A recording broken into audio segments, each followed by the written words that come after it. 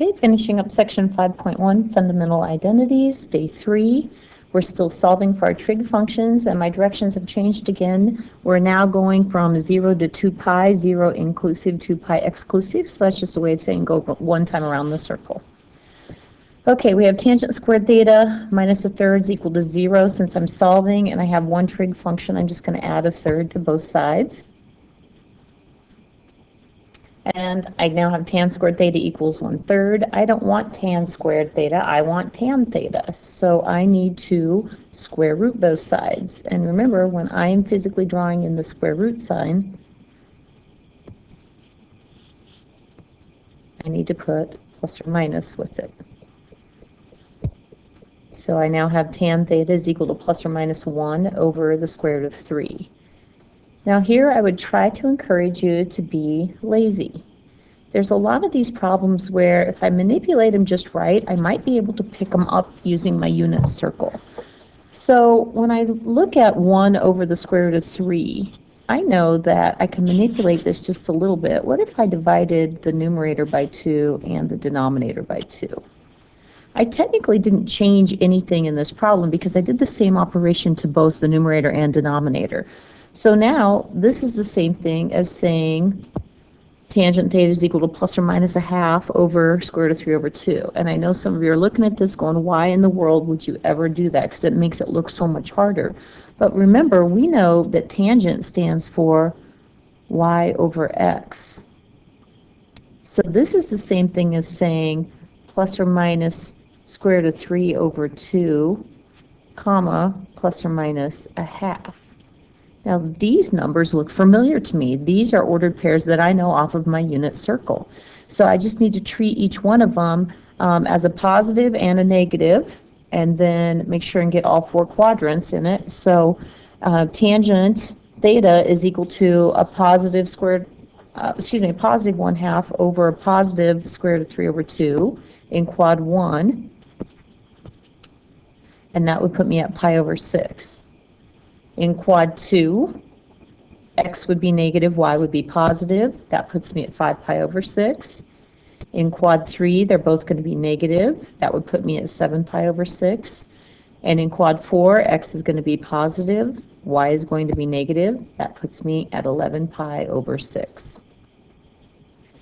You can always check your answers. That's highly encouraged. But on our original problem, I didn't really have a denominator that had zeros anywhere or potentially zeros anywhere, and none of my x or y values were zeros, so I don't really need to worry about it too much. So all of my answers here should check.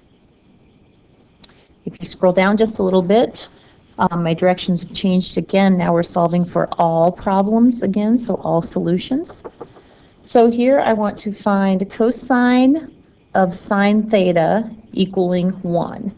Well, in order for me to solve for this, I need to get rid of cosine theta, and the only way I can do that is if I take the inverse to both sides. So I'm going to inverse cosine to both sides.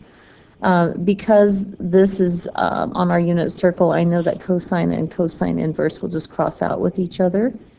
So I'm left with sine theta is equal to cosine inverse of 1. Okay, going back to chapter 4, cosine inverse is restricted on the top half of our circle inclusively. So I just need to think to myself, cosine stands for x.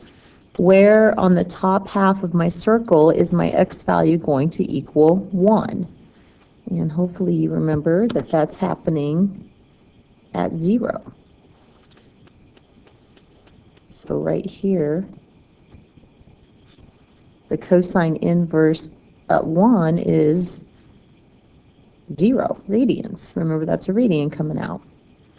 Now my direction's saying sine theta is equal to 0. Well, sine is not restricted, so you look at your entire unit circle. Sine stands for your y value. So where on my unit circle does my y value equal 0? And you should. Well, you know your y value is going to equal 0. Oops. Right here and right here. So you actually can solve for theta because you know this off of your unit circle.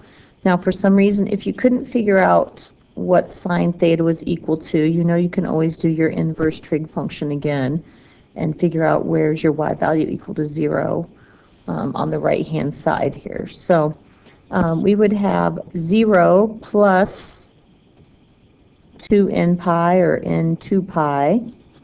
And again, our book probably would put plus or minus in there. And then it's also going to happen at pi plus or minus 2n pi, where n is the integers.